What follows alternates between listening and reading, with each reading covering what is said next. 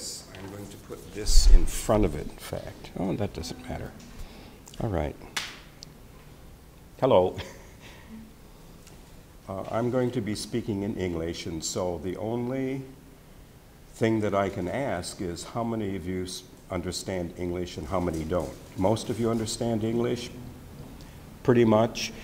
And if there is something that I have said that you say, gosh, I need an Estonian translation for that because I want to know what that is, Ivy has agreed to simply say, please, Paulin, would you translate? And Ivy will do her best to translate, and we'll work it out. Okay? First of all, thank you for inviting me and for giving me a platform to speak to Estonians. I have been speaking mostly to, I guess you would say, to my own countrymen. I am a citizen of the U.S. I was born and raised in the United States. My grandparents, all four of my grandparents, came from Germany as immigrants to the U.S., so that's my heritage. But I am an American. I have, however, because I, either fortunately or unfortunately, got involved in way too much education. I have been working pretty much as a researcher and writer and as a cultural historian all over the world. I've been really quite fortunate to be able to work on 6 continents, and probably one of the main reasons why I was asked to be here today and on the Linking Museums board was because I've been working with indigenous cultures and with the objects, with the art and the artifacts of indigenous cultures. My specialty has been the role that art and artifact has played in the sustenance and maintenance of traditional peoples, either distant in the past traditional peoples or remaining indigenous peoples. I've been working primarily with prehistoric art, with rock art and cave art, and that has been my specialty. But within that, it's impossible to study that without understanding a broader culture and a broader heritage. And why is this the way it appears? I have always put art and artifact, and this, in my mind, helps to understand the role of museum. I have put art and artifact into a paradigm which, is it better? Can you not hear me otherwise? Okay. All right. Into a paradigm which says that a culture of a people or of a country can be understood in terms of 3 aspects of that heritage or that culture. And one is the storytelling of a culture and who a people understand themselves as being. And this is typically myth and mythology. And it is the folk tales and the folk stories, but it is myth. And then there's another dimension, which is the acting out or the reenacting of one's culture. And this typically is ritual, and this would include dance and all kinds of other things, ceremonies. And then there's a third one, which is the art and the artifact, which is the embodiment of a people's understanding of who they are. And technically, this is where museums come in, because museums are the husbandry. It is the husbandry or the manager of the art and the artifacts in one sense. So it's myth, ritual, and art or artifact. One is the storytelling, one is the acting out or the reenacting, and one is the embodiment in some kind of an object. So this is kind of what I've been studying. I've been doing it pretty much all over the world on 5 continents. I haven't worked very much in Africa, but I've worked a lot in Asia, South America, Central America, Mexico, US, Australia, all through Europe, and I have acquired a perspective from a distance, because when you see so many different cultures, you finally distill them down and you say, well, what I'm really interested in is this broader perspective. What kind of phenomena occur in every culture? What is it important about every culture? And so that tends to be via art, via the art of a culture and the artifacts, what I have focused on. I came to Estonia the first time in 2001, 11 years ago, as a speaker at an international study conference.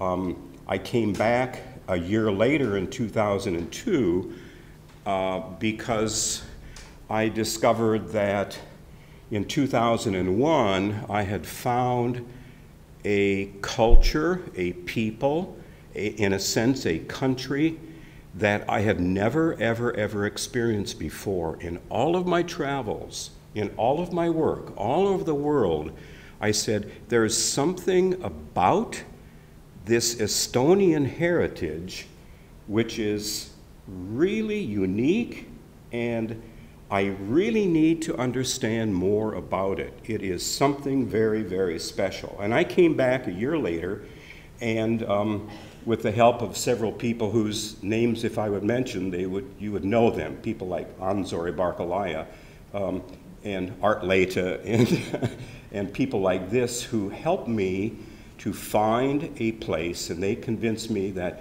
maybe you should just kind of see if you would like it here. So I ended up buying in 2002 an old house, an old Makivi house in a little village south of Viljandi called Uakarste. It is the remains of an old manor estate that was a part of Nicholas Fersen's manor complexes. He's the guy that did the celebrated Olusveri complex and this kind of thing.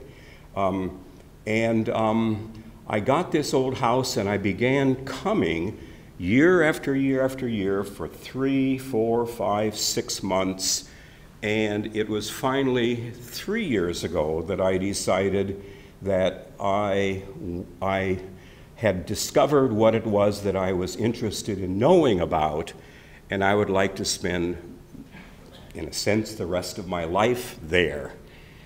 And so I sold my house in US that I had lived in a community for 39 years in the same community, 2 different houses, but the same community. I sold my house.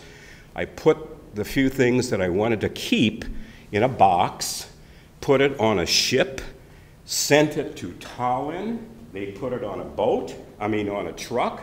They brought it to Viljandi, and by that time, I had found a house in Viljandi that I could live in around the year. And this happened 2 years ago, and I now am, as best as I can determine, a permanent resident of Estonia. And I need you to understand that this was by choice. This was because I went shopping. And in shopping and looking, I finally at this point in my life, I found a place that I said, this is where I would like to live with these people for the rest of my life. Now that's a personal story. Now, when I was in Uakarste, I have to tell another story because this leads into what it is that I really want to be talking about. In this little village, nothing goes on, but it's closed now, but there was a kauplas across the street from my house. A little tiny, tiny store where the owner of the store lived in the back, right? And you got to know the owner. This was Tina, Grandma Tina. Her daughter-in-law, Anu, ran the store. Anu stood by the window all day long with her telephone, and if anything happened that needed to be known, she would be on the telephone making calls, of course. And she was Emma. She was the Emma. And she and her husband had 2 boys. One is Christo and one was Kate. Christo was 12 years old when I came there. Okay, and these boys really wanted to learn English. Christo was really already pretty good in English, but the kids all came to my house because they said, "Can you teach us English? And so we would go on walks in the evening and pick up stones, and they'd say, "What is this in English?" And I would say, "Well, it's a stone." And they'd say, "In Estonian, it's kiwi." And so we would do this. We would find frogs and all these sort of things. And one day I asked Christo, who was about 12 at the time, I said, "Christo, has Grandma Tina, his grandma across the street, right? Has Grandma Tina lived here in Uukariste all of her life?" And he stopped for a second and he said, in perfect English, in a little mulgi, kula, he said, "Yes, except for 10 years. And I'm like, uh-oh, what's he going to talk about now? And sure enough, he says, when Grandma Tina was 7, her entire family was sent to, and the word that he used was a Siberian death camp. He literally used those words. He didn't say gulag or whatever. He said a Siberian death camp. And he says Grandma Tina lost her mother, her father, 2 sisters, and a brother. And when Grandma Tina was 17, they picked, he did, this is what he did. He says they picked her up, they opened the gate, put her in a pile of snow, in a snowbank, closed the gate, and this 17-year-old girl made it 2,000 miles back to Uukariste, to the house across the street from mine, and resumed her life. And my head was spinning, and I says, "Christo, how could Grandma Tina do this?" Do you understand what I'm saying? Is this, and he said, in perfect English, as if he had rehearsed it, it was a part of the family story. It was a part of the family tradition. They knew the words, and he said, Grandma Tina worked harder than anyone else, and she refused to give up her spirit. And I stopped, and I don't know, I get tears in my eyes when I think about it. I get choked up. It is, and I said to myself, I said, spirit. I said, I wonder what this is about. Number one, I need to know what this is. And number two, I would like some of that. I would like some of that. That sounds like really good stuff. At any rate, from that point on, I began trying to understand what people meant when they spoke of the Estonian spirit. Is there really such a thing? And so I would ask friends that I knew that I could communicate with, what is this to you? And they would say, well, I don't know, it's really hard to describe. And I says, is it religious? And they say, no, it's not religious. And I says, what is it? And finally, after many, many, many questions and quite a long time, I finally concluded or came to the realization that the Estonian spirit was quite simply the Estonian identity. And finally somebody said, oh, spirit, it's simply who we are. It's who we are. It is how we understand ourselves. It is that which identifies. This is how we identify. It's our self-identity. We call it our spirit. And it has a lot of dimensions. It has a lot of ingredients that come to make it what it is, but it is the Estonian self-identity. And that's the point at which I would like to say some more things now, because if spirit is identity, if spirit equals identity, then spirit and identity technically equal heritage. Do you see what I'm saying? In other words, if you say, who are you? What is your spirit like? How do you identify yourself? Then the people would, then an Estonian would say, well, it is this, and it is this, and it is this, and it is this, and it is this story, and it is this tradition, and there's a museum. All of those things are a part of it. Do you see what I'm saying? And so spirit equals identity equals heritage. It is the collective heritage of a people. The collective heritage. And then when you think about that, you say, well, there are two kinds of heritage. There's a tangible heritage. You know that word? Tangible, a real. This is tangible. And then there is an intangible. It's not real. It is an idea. It is a feeling. It is an emotion. It is a memory. It is this. It is that. But it is not bound in an object. So the tangible heritage of a people, of Estonians, for example, are all of the things that have been collected. And typically these end up in a museum, right? In your museums, and you say this is a part of the tangible, the physical heritage of the Estonian people. But then there's the other one, and that is when somebody comes and says, what is this? And then you tell a story, don't you? Then you tell a story.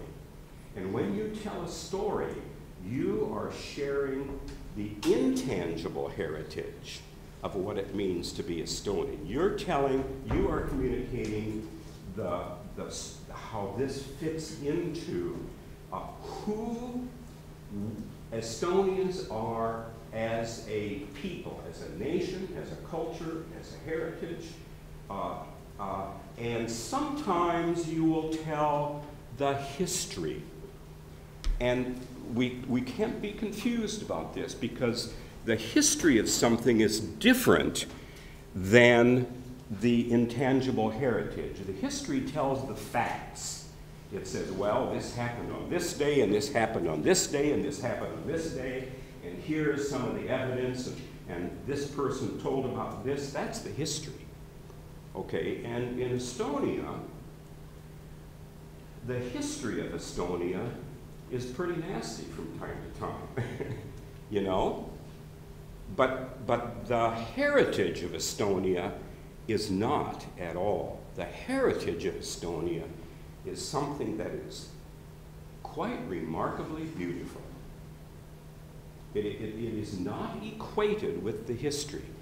And the heritage of Estonia very often ended up being in spite of the history. You say, we were relegated to our houses for this period of time. But you know what we did when we were there and the doors were locked? We did this and this and that and that. We remembered who we were. And so this all then ends up being a part of the memory of a people. So the heritage is the memory of a culture. Do you see what I'm saying? It is what we remember about the culture. We remember what this object is about, but we also remember what it means and how it fits into who we are. And then if we put a line underneath it all and put a plus in front of it and say, what does this all add up to? How do we make all of this make some sense? And you say, well, What we're really talking about when we go to a museum, when we hear a story, when we do this, when we do that, when we take a walk in the woods, we are always remembering who we are. We're talking about branding, talking about trying to find a mark that identifies in a sense, the Estonian heritage. Not just the museum. The museum is simply the holder of this, of one part of the heritage. But the heritage is really much bigger. And if I were going to put a brand over the top of what you people do day by day, I would say you are a part of a very important task in your culture, in your country, to help people remember who they are.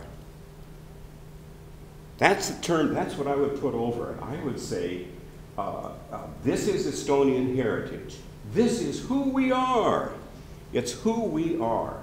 And this is really very important because the Estonian identity is so much different than many, many, many other cultures.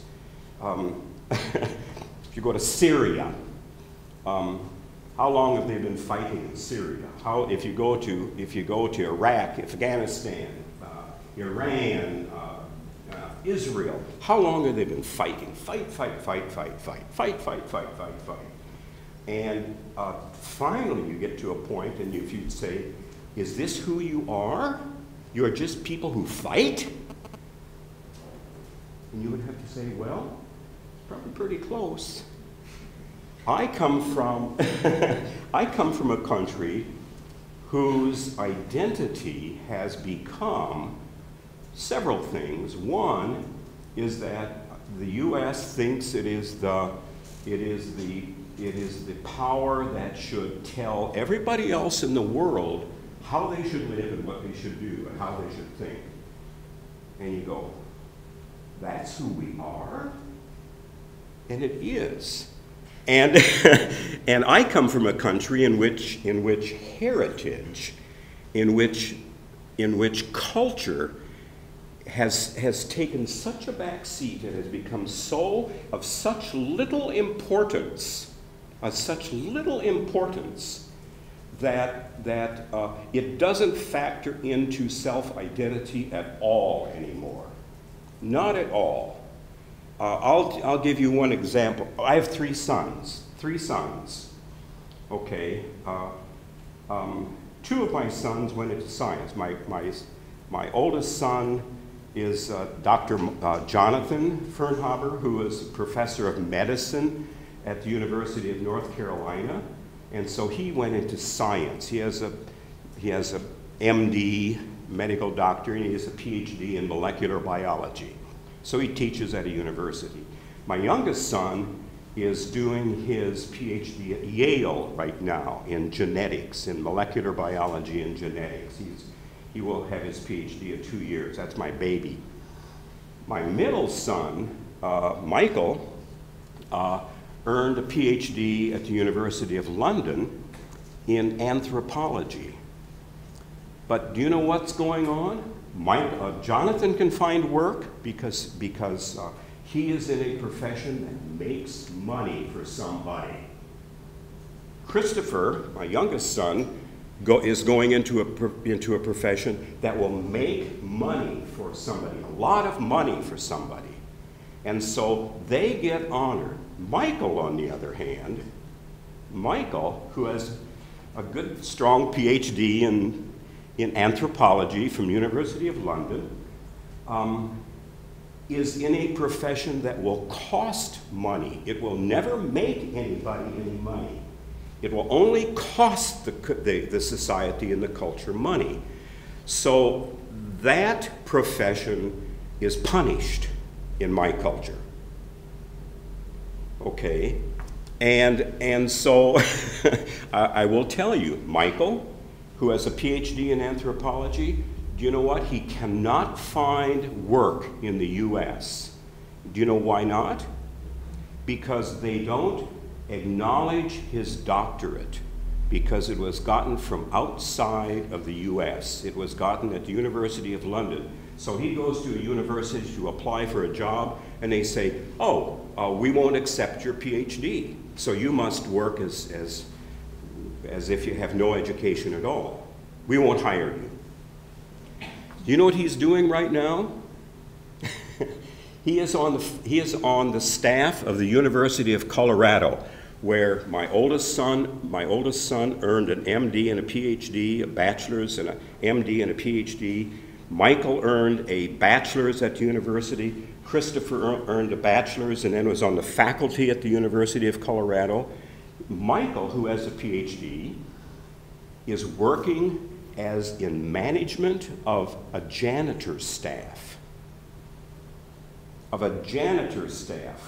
This is what he is doing. And the reason that he is doing it is because he said, maybe one day I will be able to work my way up so that I can get into a classroom or do some research. But meanwhile, he is in charge of all of the janitors that take care of all of the housing, the students' housing, the dormitories on the campus. But you know what's ironic? His salary is bigger than if he was teaching with a PhD at that same university. What I'm saying by this is that this is what is going on in other cultures.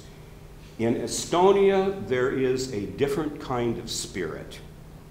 I call it the Estonia Phenomenon.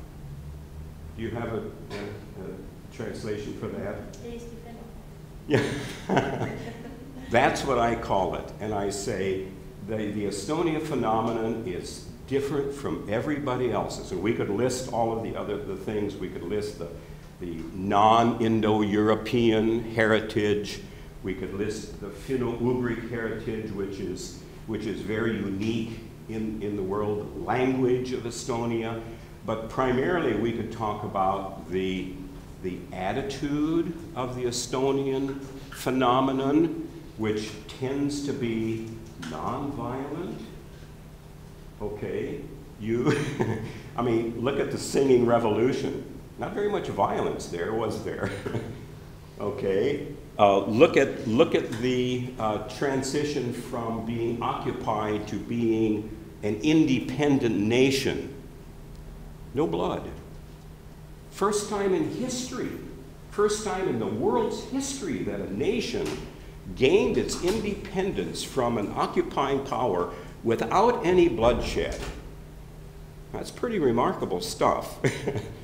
Okay, and there are no, Estonia doesn't celebrate any war days, any victories, its statues aren't like if you go to Italy of all of the guys on the horses with the big armor and the big swords and say he conquered these people and he conquered. It's not in Estonia. The only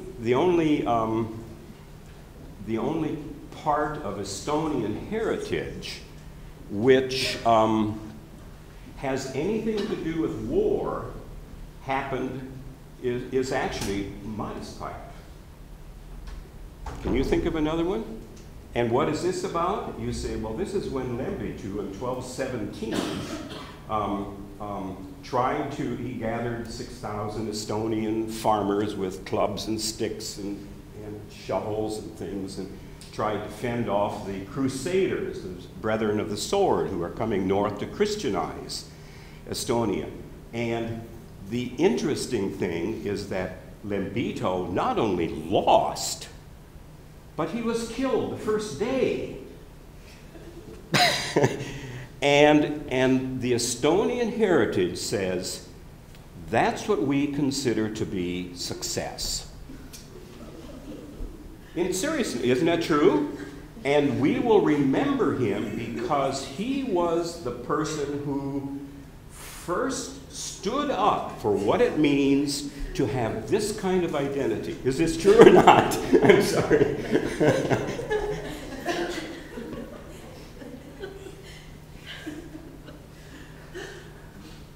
This isn't in my imagination, is it? Yeah. At any rate, the first part of this, and I'm probably nearly over already, is saying the reason that I am here is because I have kind of two things that might be valuable to somebody. One is that I have experience in another culture, having been educated and worked and lived in another culture, and can come here and I have a comparative view of what might happen here in terms of heritage. And the other thing is that I have a background, I have an education and many, many years of experience in working with other cultures, and so I come here with a different kind of perspective and perhaps a more objective experience and an objective view of Estonian heritage and Estonian culture. So when I was asked to be on the board or whatever of the Linking Museums NGO, I accepted that, and very quickly we began to ask questions about how can we make museums in Estonia, particularly county museums, how can we make them more involved in the greater picture? How is it possible?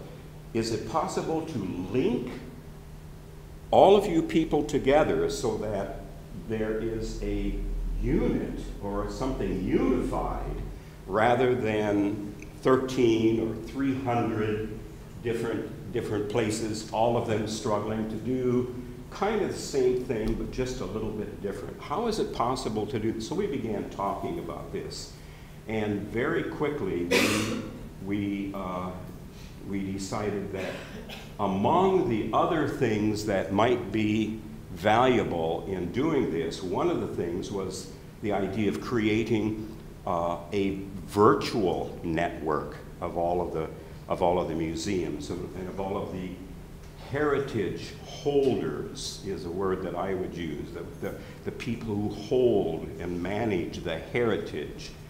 And so we began working on an idea for creating a website that would begin to link together in a virtual fashion, because the ultimate linking mechanism in our time is not getting on a bus or in a car and going someplace else and doing something and then coming back home. It is instantaneous, it is sitting at our laptop, it is sitting at our computer and making that work. And so we began to propose building a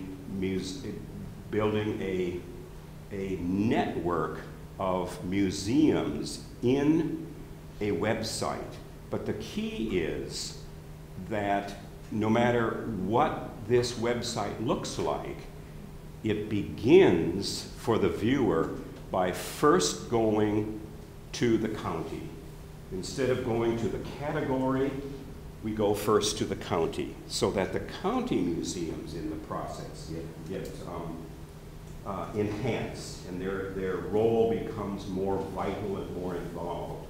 And so one of the things that we've conceived of is saying, okay, we have a website, and the first thing that you go is to a county. You might not go inside the county museum first, but you would go to the county inventory of manors, of churches, of cemeteries, of sacred places, of sacred stones and groves, of libraries, of all of the kinds of things that are containers of the tangible and intangible heritage of the Estonian phenomenon. And that this could eventually grow into something which is considerably bigger than anything that has happened here now, and eventually to include as first to, how should I say it? First, it must be metadata. It must not be data itself. It is not the data, it is the metadata. It is the story about the situation. And then eventually, as data comes online, as a museum or as a archive or as somebody has a database, then you can link into that as well. And the objective is so that among all of the users of something, put it into a classroom in a school where students can go any place they want and gain any kind of information that they want by going to one place. And they gain this first by going to the county museum. So the county museum becomes one of the most significant players in this entire situation. My time is up, probably, isn't it? Actually, we have 15 minutes for discussion. We have 15 minutes. I could talk for a long, long time, of course, as you've noticed. Unfortunately, I don't talk as fast as Estonians do. So it takes a little bit longer for me to say what I want to say. But take 5 minutes, for example. No, I'm fine. I'm fine. We have a lot of the planning part of it done for the possibility of a and it would be called a heritage network linking museums who we are. You see what's happening? And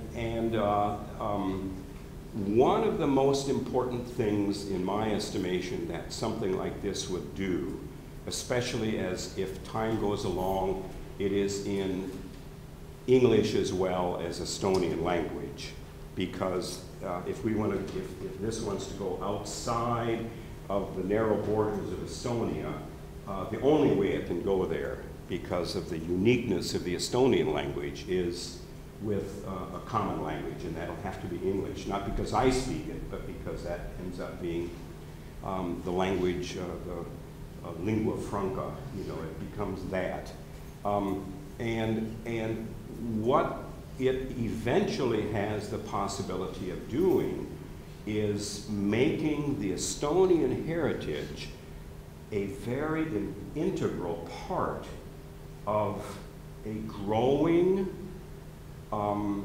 phenomenon of linked museums. And this is going on all over the world right now. I don't know if you know this or not, but all over the world people are finally saying, well, why should we have to solve all these problems ourselves? Why don't we link these together and because the whole is greater than the sum of its parts. Anyway, if anybody has any questions, I'd be pleased to field questions. If you'd like to ask me to sit down, I'll do that too. Please. Yeah. By the way, the way that we're conceiving this is that county museums would not be given the burden of making this happen. This would happen with this NGO, which is a nonprofit organization.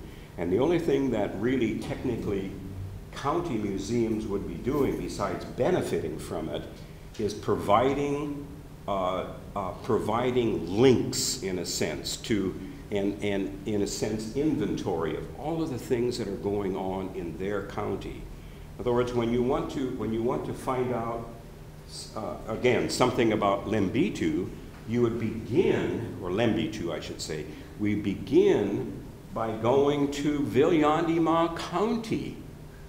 We wouldn't, and if eventually this could have very technically good search engines, you could put any parameters in it and you could bypass it. If you want to go just to statues or to memorial sites or something like that, you could do a search of every one of them. But you would go first to the museum.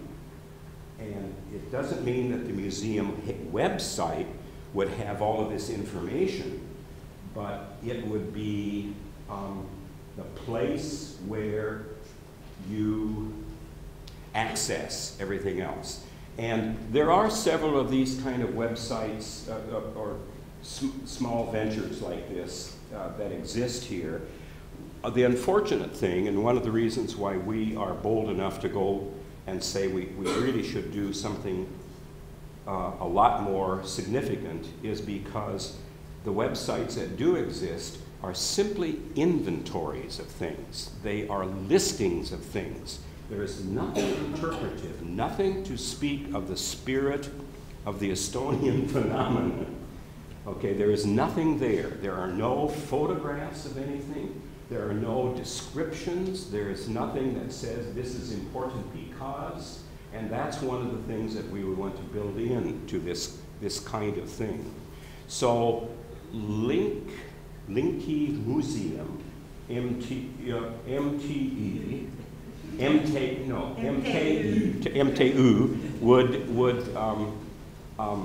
would do this for the museums. The funding, we would generate the funding. If there is other funding that would be required from time to time, that could go to museums in order to help with this process, because they say, well, we can't do this because we don't have any money. We can't help because we don't have any. Then we would have to try to find additional funds for that. This is a project that is fundable. This is a project that is fundable within the context of an international movement of linking museums together. It is no longer just an Estonian idea. It is linking things together. And one last thing that I would like to say. It is my opinion that the Estonia Phenomenon is something that the rest of the world should know about.